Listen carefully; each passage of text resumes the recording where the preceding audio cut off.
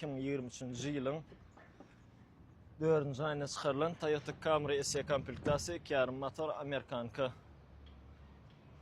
Maşyn häzir Kuwatda Dubayda. Motor korobka gowy, maşyna otlap dur, otlap gördük. Ona gerek zatlar başyla, fara, komplekt bumper, radiator, patrelling, onu uşak plasma detallary. Oň aýnasy Amerikada çalyşylanyny bilemok.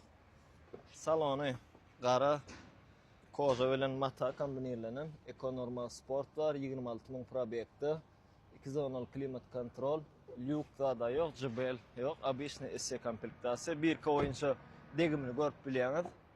Ben korma goýýan. Antradary bar. Çadıç kaparak Amerika'dan gelip duran maşyn. Burşa kırlozunda adaçyk miýatina var. Şu taýfynda miýatina var. Buna renkde çykartyp bolýar.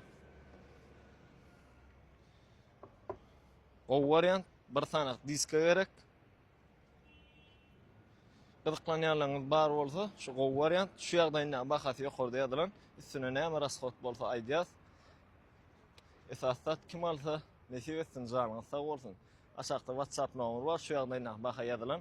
Üstüne rasfot goşulýar. Hemme videolarymda aýdýan men. Arkaň WhatsApp'tan habarlaşsaňyz, takminan aýtyp berýän. Canın sağ olsun.